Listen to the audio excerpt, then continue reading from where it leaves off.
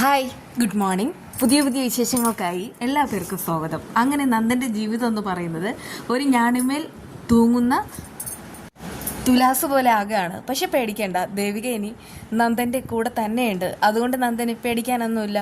എന്നാലും ദേവിക ആയതുകൊണ്ട് തന്നെ നമ്മളെല്ലാവരും ഒന്നും ഭയക്കണം. ദേവിക സത്യത്തിന് എതിരായിട്ട് ഒന്നും പ്രവർത്തിച്ചിട്ടില്ല, ഇനി അങ്ങോട്ട് പ്രവർത്തിക്കുകയില്ല. അതുകൊണ്ട് തന്നെ ദേവിക ചില പ്രധാനപ്പെട്ട തീരുമാനങ്ങളുമായിട്ട് മുന്നോട്ട് പോവാണ്.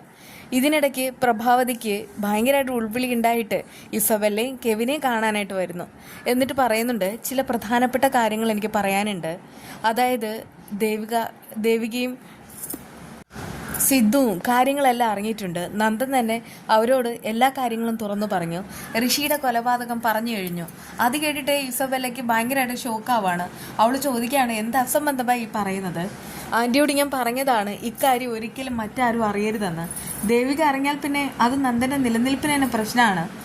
അത് കേട്ടിട്ട് അവർ പറയാണ്, അറിയാമല്ലോ ദേവികയുടെ സ്വഭാവം. ദേവിക നിയമത്തിൻ്റെ രീതിയിൽ തന്നെ പോകും. പക്ഷേ നന്ദനെ അവൾ അവസാനം രക്ഷപ്പെടുത്തി എടുക്കുകയും ചെയ്യും. ഇതിപ്പോൾ അവനെ കൊല്ലണം എന്നുള്ള ഉദ്ദേശത്തോടുകൂടെ ചെയ്തതല്ലല്ലോ, ഒരബദ്ധമല്ലേ? എല്ലാറ്റിനും ദൃക്സാക്ഷിയായിട്ട് കെവിൻ ഉണ്ടായിരുന്നതാനും. കെവിൻ തന്നെ എൻ്റെ മകന് അനുകൂലമായിട്ട് മൊഴി പറഞ്ഞാൽ പിന്നെ അവന് കേസിൽ പേടിക്കേണ്ട കാര്യമൊന്നുമില്ല. കെവിനാണെങ്കിൽ വെട്ടി വിയർക്കാണ്. എന്നിട്ട് പറയുന്നൊരു കേസും കോടതിയും ഒന്നും എന്നെ കൊണ്ട് പറ്റില്ല, ഞാൻ എങ്ങോട്ടെങ്കിലും പോവാണ്. അത് കേട്ട് പ്രഭാവതി പറയുന്നുണ്ട്, ദേവിക കാര്യങ്ങൾ അറിഞ്ഞു കഴിഞ്ഞു. പണ്ടത്തെ പോലെ മാളത്തിൽ ഒളിച്ചിരിക്കുന്ന ദേവിക അല്ല ഇത്. അവൾ ഇപ്പോൾ എല്ലാറ്റിനും വ്യക്തമായിട്ടുള്ള തീരുമാനം എടുത്ത് അതിനനുസരിച്ച് പ്രവർത്തിക്കുകയും ചെയ്യുന്നു. കെവിൻ എവിടെയൊക്കെ പോയി ഒളിച്ചാലും ശരി, ദേവിക കണ്ടെത്തുക തന്നെ ചെയ്യും. നമുക്ക് വേണ്ടത് നന്ദനെ രക്ഷപ്പെടുത്തുക എന്നതാണ്. ഒന്നും വരില്ല. എൻ്റെ മകന് ചെറിയ ശിക്ഷ കിട്ടും. പക്ഷേ ഇനിയിപ്പോൾ എന്ത് ചെയ്യാൻ? എല്ലാം കയ്യിൽ നിന്ന് പോയി. അവനിങ്ങനെ ഉരുകി ജീവിക്കുന്നത് കാണാൻ തുടങ്ങിയിട്ട് കുറേ നാളായി. ദേവികയും അവൻ്റെ ജീവിതത്തിൽ ഇറങ്ങിപ്പോയതോടുകൂടെ അവനാണെങ്കിൽ സകലതും നഷ്ടപ്പെട്ടു. നേരത്തെ തന്നെ അവൻ സത്യങ്ങളെല്ലാം ദേവികയോട് പറഞ്ഞിരുന്നെങ്കിൽ ഈ ഒരു അവസ്ഥ വരില്ലായിരുന്നു. നിങ്ങൾക്കറിയാമല്ലോ, സിദ്ധുവിനോട് പോലും ഞാൻ ഇതുവരെ ഒന്നും പറഞ്ഞില്ല. എൻ്റെ മകനെ രക്ഷപ്പെടുത്തുക എന്നല്ലാതെ എൻ്റെ മനസ്സിൽ ഒന്നുമില്ലായിരുന്നു. പക്ഷേ ഇനിയിപ്പോൾ എന്തു ചെയ്യാനായിട്ട്? ആ സമയത്ത് തന്നെ അത് കേട്ടിട്ട് ഇസബെല്ല പറയുന്നുണ്ട്, ഇതിപ്പോൾ എല്ലാം കുളമായി. നിങ്ങളുടെ മകൻ തന്നെ എല്ലാം ഇല്ലാതാക്കിയത്. അവനെയും കുറ്റം പറഞ്ഞിട്ട് കാര്യമില്ല. നിങ്ങളൊക്കെ തന്നെയല്ലേ ഈ രഹസ്യം മറച്ചു വയ്ക്കാൻ പറഞ്ഞത്. എന്നായാലും ഇങ്ങനെ ഒരു രഹസ്യം പുറത്ത് വരാതിരിക്കുമോ എന്നൊക്കെ ഇങ്ങനെ പ്രഭാവതി പറയുന്നുണ്ട്. അതേസമയം ഋഷിക്കാണെങ്കിൽ കിട്ടിയതൊന്നും പോരാ. അവൻ അരുന്ധതിയോട് പറയുന്നുണ്ട്, കണ്ടില്ലേ, ഈ ഒരു രഹസ്യം മുഴുവനും ദേവിക അറിഞ്ഞു കഴിഞ്ഞു. അവനെ വിളിച്ച് പറഞ്ഞത്. പക്ഷെ ആ കുടുംബത്തെ മുഴുവനും ചുട്ടുകരിക്കാൻ തന്നെ എൻ്റെ തീരുമാനം. എന്നോടും എൻ്റെ പെണ്ണിനോട് ചെയ്ത ചതിക്ക് ഞാൻ അവരോട് ഇരട്ടി പകരം വീട്ടും. നോക്കിക്കോ, എല്ലാറ്റിനും ഞാൻ എണ്ണിക്കും. അതിയിട്ട് അരുന്ധതി പറയുന്നുണ്ട്, മോനെ, ഇത് തീക്കളിയാണ്. കാര്യങ്ങളെല്ലാം ദേവിക അറിഞ്ഞിട്ടുണ്ടെങ്കിൽ നിന്നെ അവർ കണ്ടുപിടിക്കുക തന്നെ ചെയ്യും.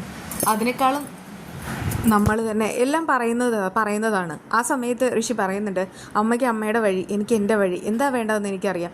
എന്തായാലും അരുന്ധതിക്ക് ആ സമയത്ത് ഋഷിയോട് ഭയങ്കരമായിട്ട് ദേഷ്യം വരികയാണ്.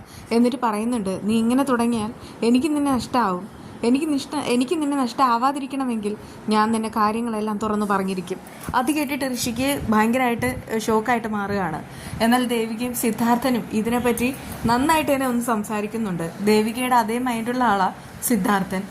അതുകൊണ്ട് തന്നെ വീട്ടിലുള്ളവരാണ് കൊലപാതകം ചെയ്തെന്ന് പറഞ്ഞാലും സിദ്ധാർത്ഥന് അതങ്ങോട്ട് ക്ഷമിക്കാനോ ദഹിക്കാനോ കഴിയില്ല. ആ സമയത്ത് ദേവികയുടെ തീരുമാനം ചോദിക്കുമ്പോൾ അവൾ പറയുന്നുണ്ട്, അച്ഛാ, നമുക്കൊരു കാര്യം ചെയ്യാം, നിയമത്തിൻ്റെ വഴിക്ക് തന്നെ നീങ്ങാം, അതല്ലേ നല്ലത്? സിദ്ധാർത്ഥൻ ചോദിക്കുന്നുണ്ട്, മോളെ, അതൊന്നുകൂടെ ആലോചിച്ചിട്ട് പോരെ? പറ്റില്ല അച്ഛാ, ഇതിൽ നമുക്ക് മറ്റൊരു തീരുമാനം ഇല്ല. അതുകൊണ്ടൊക്കെ പറയാണ്, എത്രയും വേഗം തന്നെ നമുക്ക് ഈ കാര്യത്തിൽ ഒരു തീരുമാനം ഉണ്ടാക്കണം. നിയമത്തിൻ്റെ വഴിക്ക് തന്നെ പൊക്കോട്ടെ, പിന്നെ എന്താ വേണ്ടതെന്ന് അപ്പോൾ തീരുമാനിക്കാം. ഇതിപ്പോൾ നന്ദു ഏതോ ഒരു ട്രാപ്പിൽ പോയി പെട്ടതുപോലെ എനിക്ക് തോന്നുന്നത്. അതുകൊണ്ടൊക്കെ പറയാണ്, കാര്യങ്ങളെല്ലാം നമ്മുടേതായ വഴിക്ക് കൊണ്ടുവരണം എന്നുണ്ടെങ്കിൽ ഇത് നിയമപരമായിട്ട് തന്നെ നേരിടണം. അതിയിട്ട് സിദ്ധാർത്ഥം പറയുന്നുണ്ട്, മോളെ, അവസാനം ഒന്നുമില്ല അച്ഛാ, എല്ലാം ഞാൻ നോക്കിക്കോളാം. എന്തായാലും നന്ദു ഇനി ഇങ്ങനെ സങ്കടപ്പെട്ടും വല്ലാത്തൊരവസ്ഥയിൽ കഴിയാനായിട്ട് പാടില്ല. ഇനിയെല്ലാം പെട്ടെന്ന് തന്നെ തീരുമാനം ഉണ്ടാക്കണം. അങ്ങനെ ദേവിക പുതിയൊരാളായിട്ട് തന്നെ മാറുകയാണ്. എന്തായാലും കേസ് രജിസ്റ്റർ ചെയ്താലും നമുക്കൊന്നും പേടിക്കാനില്ല, നമുക്ക് കാര്യങ്ങളെല്ലാം അറിയാം. ഋഷി ജീവനോടെ ഉള്ളിടത്തോളം കാലം നന്ദനൊന്നും വരാനില്ല. നന്ദൻ ഇതിൽ നിന്ന് രക്ഷപ്പെടാനാണ് പോകുന്നത്. മറിച്ച് ഈ കേസ് രജിസ്റ്റർ ചെയ്യാതിരുന്നാൽ ഇനി ഋഷിയെ ഇസബെല്ലയുടെ ആൾക്കാരങ്ങ് തീർക്കും. അതോടുകൂടി അത് നന്ദൻ്റെ തലയിലാവുകയും ചെയ്യും. അതിനേക്കാളൊക്കെ എത്രയോ നല്ലതാണ് ഇങ്ങനെ ഒരു തീരുമാനം. എന്തായാലും ദേവികയും നന്ദനും ഒന്നിച്ചതുകൊണ്ട് ഇനിയൊന്നും പേടിക്കാനില്ല. ബാക്കി വിശേഷവുമായി കാണാം കേട്ടോ. എല്ലാവരും സബ്സ്ക്രൈബ് ചെയ്യുക, എന്നാൽ മാത്രമേ ഇതിൻ്റെ നോട്ടിഫിക്കേഷൻ കിട്ടുകയുള്ളൂ.